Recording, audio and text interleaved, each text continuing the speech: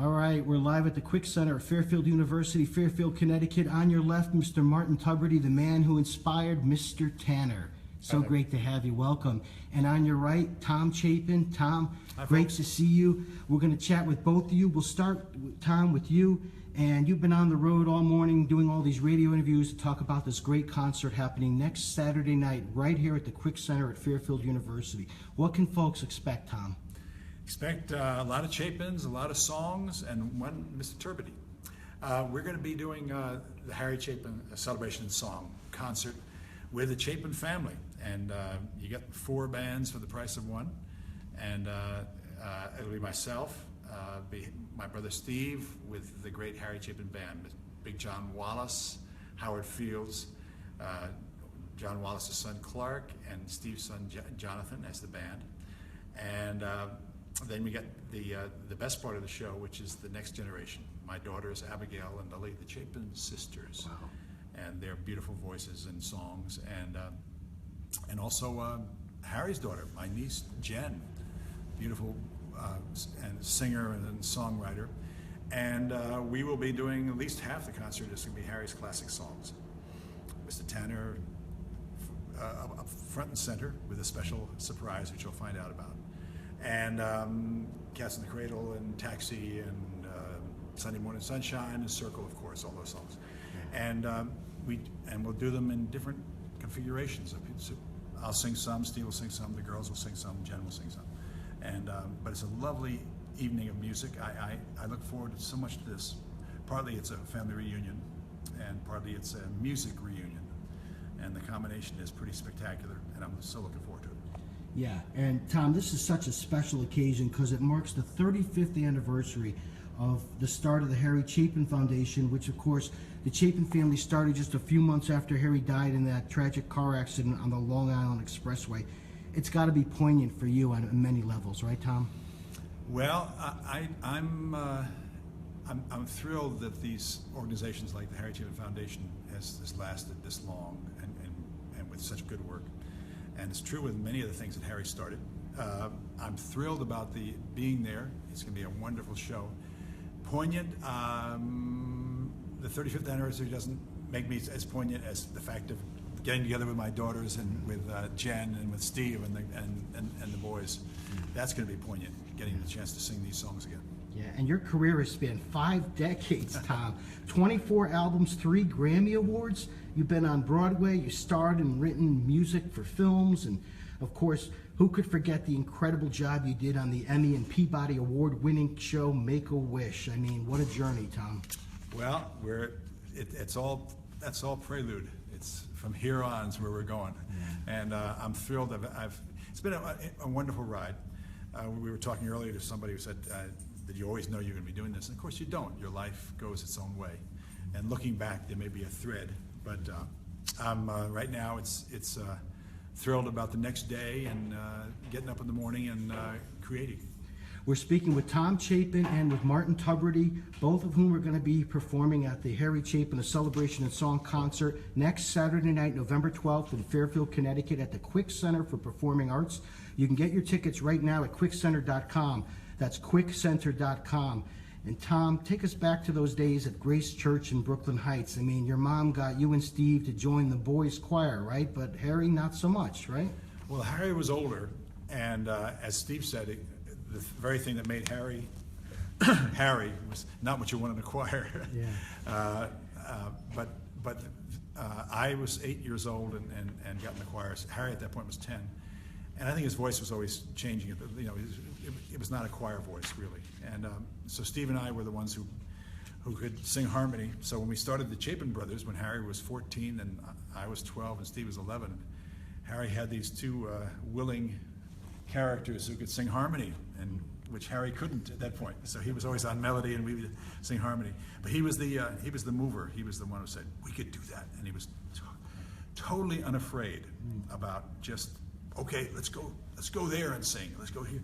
And so that he was kind of the fuel of the Chapin Brothers, though we all certainly added our pieces. Yeah, what do you miss most about him? I miss the family things. You know, I miss the fact that he hasn't seen my granddaughters, my daughters. He knew Abigail, who was 2 years old when he died.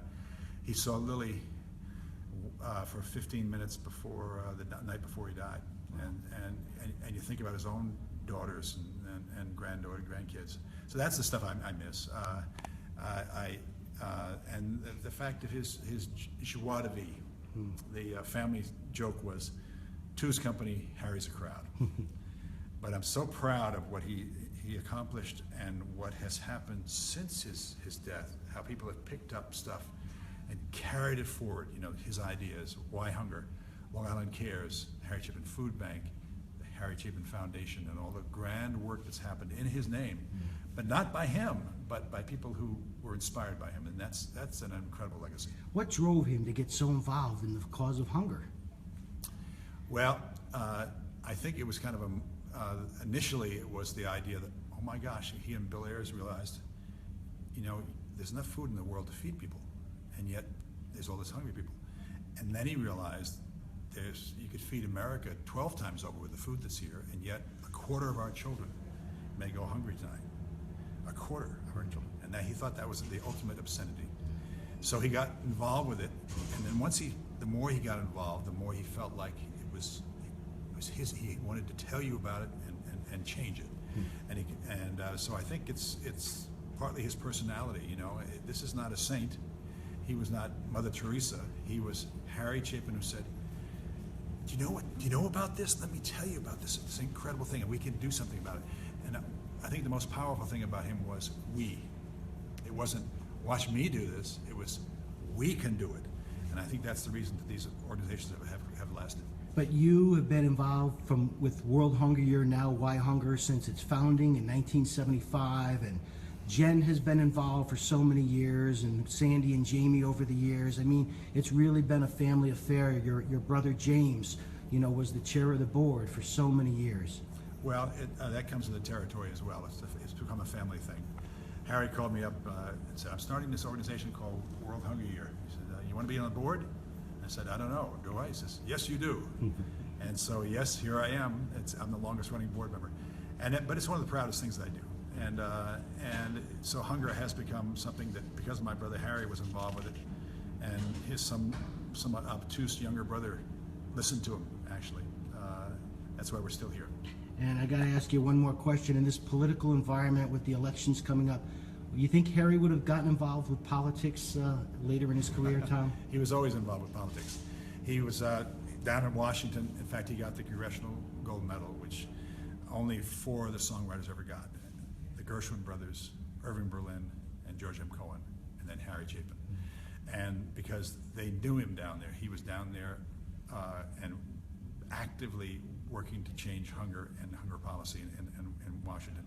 So yes, he would have been very involved. And you're so involved with social activism, not only with Why Hunger, but even your latest album, 70. I mean, you touch on a lot of social causes in your music there, right? Well, it does come with the territory. Not only the Chapin territory, but the folk territory. And so there's songs. And as you get older, you want to write about things that you're really thinking about. When you're 20, you're looking for girls and to be noticed. Mm-hmm. But when you're 70, which is the name of the new album, you're writing about those things as well, the personal things, but also about a world that can be left for your grandchildren. Life is short, but the reach is long, and I feel like so I'm proud of the new record, and I have a bunch of new songs coming up for another record, and it's called I Don't Retire, I Just Reload. That's great. Well, we're looking forward to it. We're with Tom Chapin and Martin Tubridy at Fairfield University. We're at the Quick Center for Performing Arts. It's the site for the concert happening next Saturday night. And Mr. Tubridy, it's so great to meet you. And so many Chapin fans have wondered all these years since Harry and Big John Wallace and everybody in the band recorded that song right here in Bridgeport, Connecticut for their album Short Stories. It's ironic that it was recorded right here in Fairfield County, only about 10 minutes from where we are right now. First of all, let's take a quick look at the review that appeared in the New York Times in 1971. Just going to Do we Hand have that, the mic? well, we'll just, it's amazing because, this is the review for the folks at home that was from the actual scan from the March 28th, 1971. And there's a line in it, it says, Martin Tubridy, a New York bass baritone, made his local debut in Carnegie Recital Hall on Friday night with Mitchell Andrews at the piano. His performance of two Purcell songs and Schumann songs, I hope I pronounced those You right, got it. was not up to professional standards, lacking tonal steadiness and adequate phrasing. He also sang, and they mentioned some of the other songs that you performed. So Harry really lifted part of that. Can we just first, before we get into your reaction to that review, can you take us back to that night when you performed at Carnegie Hall for your debut? What was that like? Hey, Mike, it's kind of scary stuff when you're on the stage alone and all you've got is a piano right there, and you're it. You're coming out in a tux, and you just hope to God you're going to do a good job. And from that point on, is almost Harry captured a lot of it in the song. Some of it is an absolute blur because you're doing the best you can. You practice it over and over and over and over again. And on the final night, that particular performance night, you're just going through something that you've done many, many times before. The way the review came out was not what I had hoped for, but nonetheless, that was the case. The interesting thing about the reviews, I look at them here on the table and I think no other singer is looking at a review from the New York Times X number of years later. I mean, in all truth, these things are forgotten one day later, probably, or 2 days later. It's ancient history. And for you to be showing it on a table here is like, oh my God. As somebody said, it's kind of a surreal experience that all of this is actually happening. Because normally it's down into the ground and forgotten about entirely. But it was beautiful to do the concerts, and it was a great experience for me earlier in life to be able to have the discipline to be able to get it all together and go on stage. And the music itself is just particularly beautiful, and I think a lot of the art songs have so much to give in terms of that. So it was a great experience, but as I said, I'm amazed that it's still there. Yeah, and what's also so amazing to me, we're speaking with Martin Tubridy, the man who inspired the song Mr. Tanner, after Harry read the reviews in the New York Times. And I use the word reviews, not review, because not only on March 28, 1971 was there a review, but you didn't give up, Martin. You didn't give up after that performance. You went back to New York and you performed a year later, just about a year later, and your second performance was at Town Hall in New York. And this is that review from the New York Times for the Town Hall performance, and this was on February 17th, 1972, and it says, Tubridy, a bass baritone, performs in second recital here. Martin Tubridy, a bass baritone who came to Town Hall on Tuesday night to give his second New York recital, performed songs by Beethoven, Schubert, Vaughan Williams, Britten, and others. He was accompanied on the piano by Mitchell Andrews. Mr. Tubridy's voice seemed quite limited in amplitude, range, and flexibility, and it was probably because of that his interpretations lacked force and strong communicative power. He was well prepared and sang conscientiously, but the results were not up to generally accepted levels of professional accomplishment.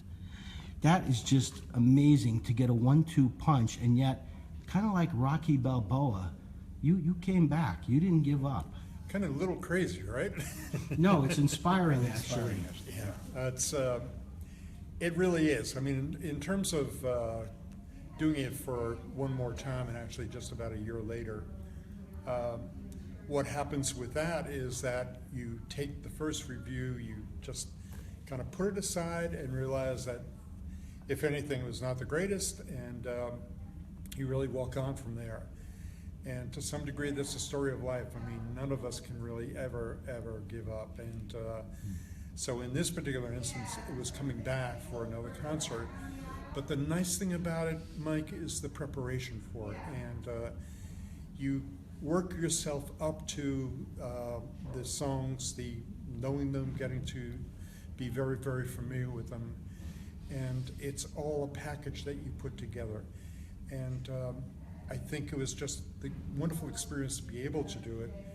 Both Carnegie Hall is an incredible place to perform. This actually, it's the recital hall, and also at Town Hall, which is another wonderful experience. That's a wide hall. It's a huge hall. Yeah. It really is.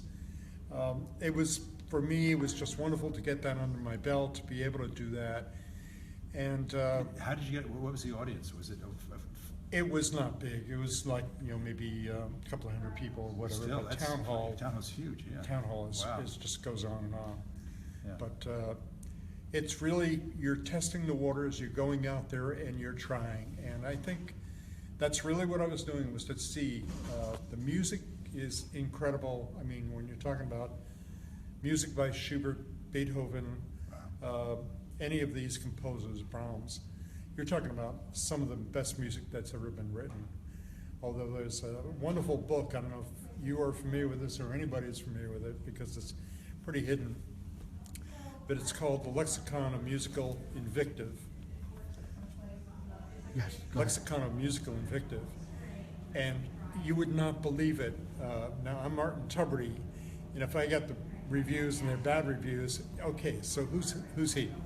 But this book has reviews of composers like Brahms, gosh. Yeah, Beethoven.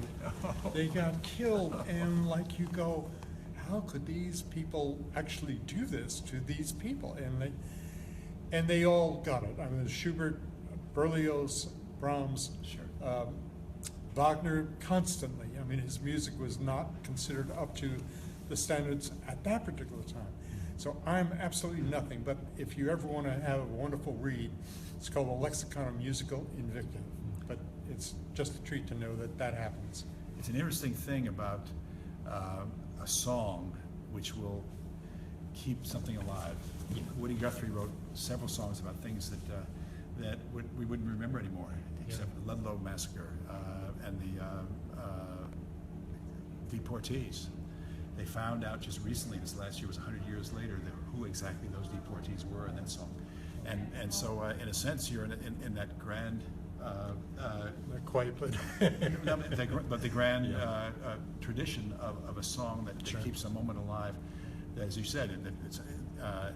And also, the other thing, I feel so strongly that those of us who are in a different side of music don't get this the same invective.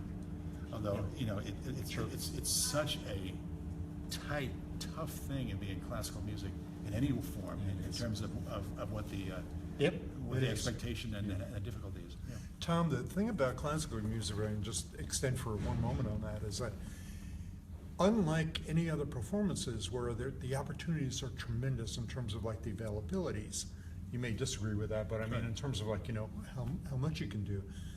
But with a classical artist, you probably are very limited in terms of what, I mean, it's not even opera performances, whereas it's a cast of about 50 or 75 people. For individual recital work, I mean, it's basically just a very few people that really make it. Right. Dietrich Fischer-Dieskau was probably the most famous baritone in my era that really made it, and a couple of other, Herman Pry. But I mean, other than that, there's no names you'd even be able to pull out, and it's really a kind of a hidden thing. The other thing about the reviews is that I'm not even sure the New York Times still does things like this. It's kind of like, back then it was important, but now everything is so obvious on the internet that's really how people find out. It's blog. Yep. As opposed to the Times. That's right. But Interesting. it must have been painful to read that. It was very, very painful. And especially the New York Times. Especially the Times, yeah. As I think I mentioned to you on the phone when we first talked, it was not a golden experience. I mean, it really did hurt, and it's something you cannot erase. You cannot say, no, it didn't happen. So in my particular experience, I kind of put that aside, and that was just there, and I went on with my life. And as I think you know, that I did not find out about the song until about, and not so much about the song, but my relationship to the song until about 10 years ago. No kidding.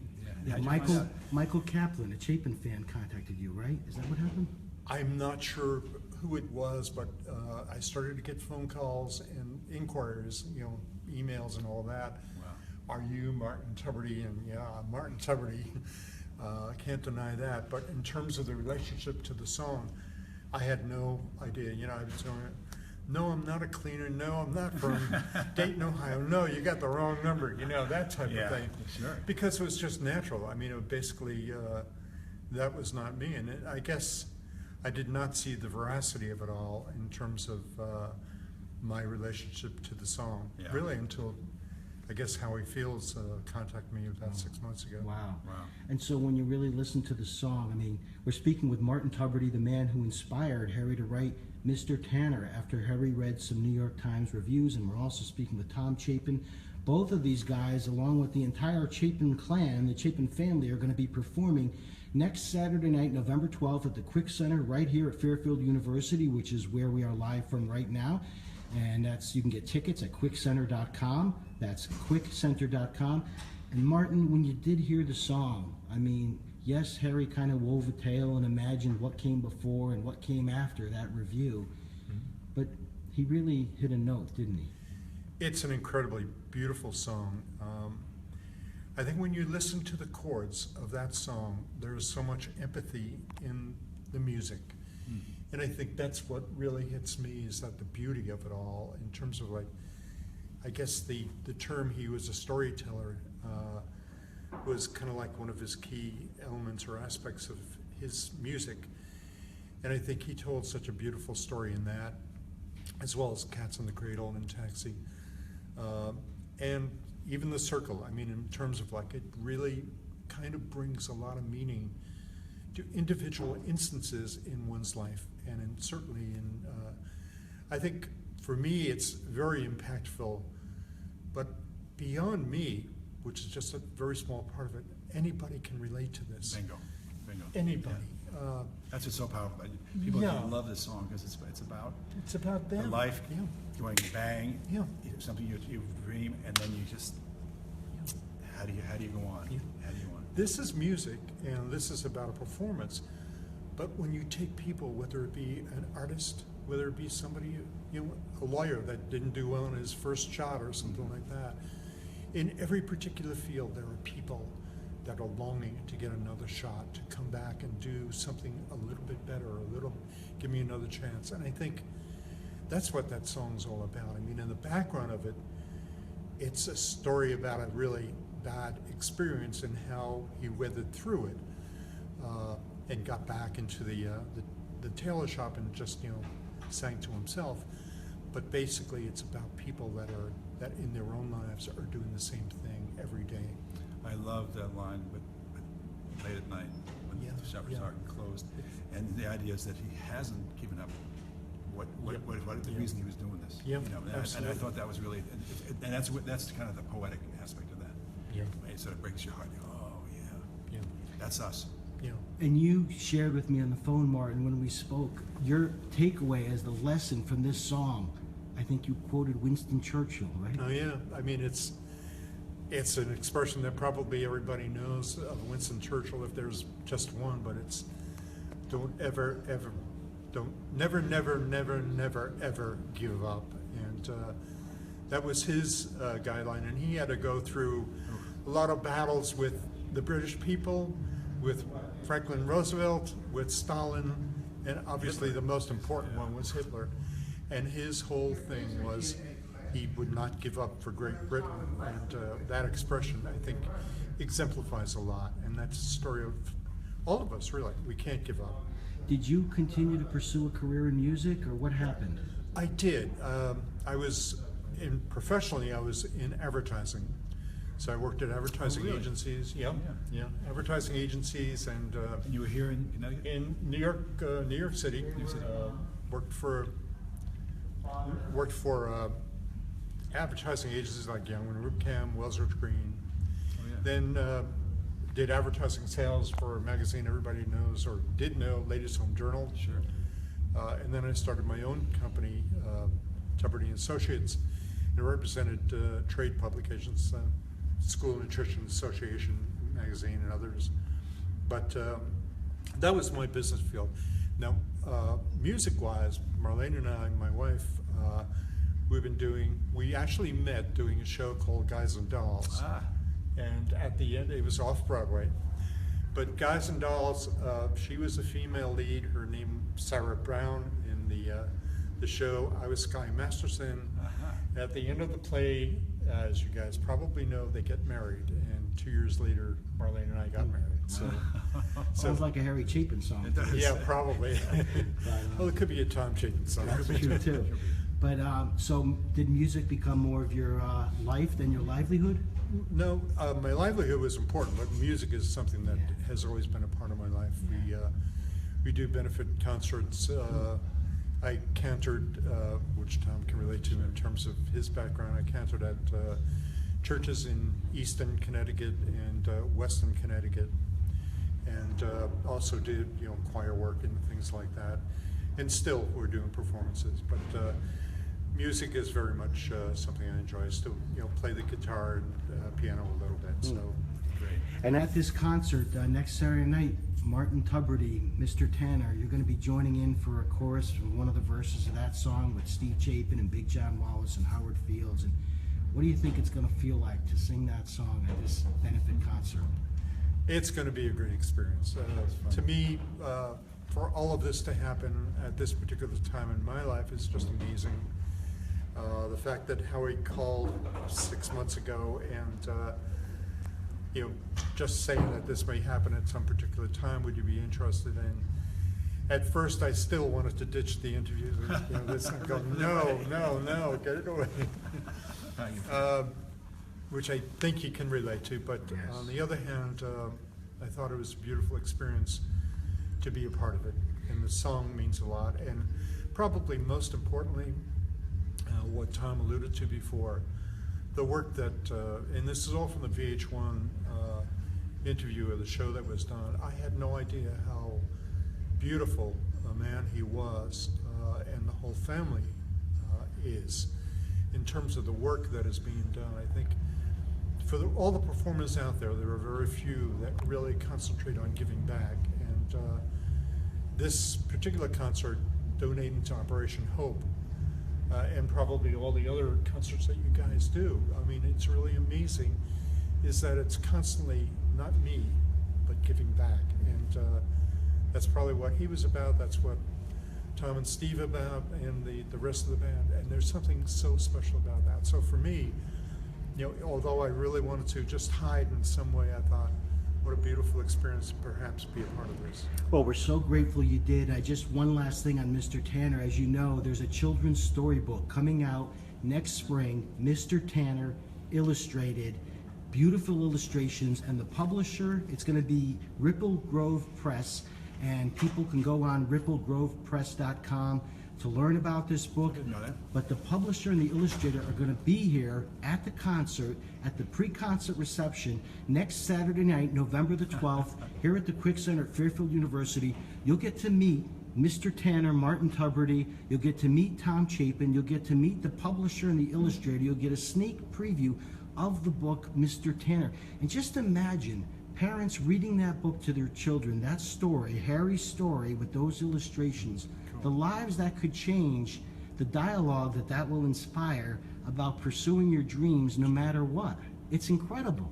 It really is. So do you wonder if there's some fate involved for you having gone through that and Harry having read your articles? One would think, right?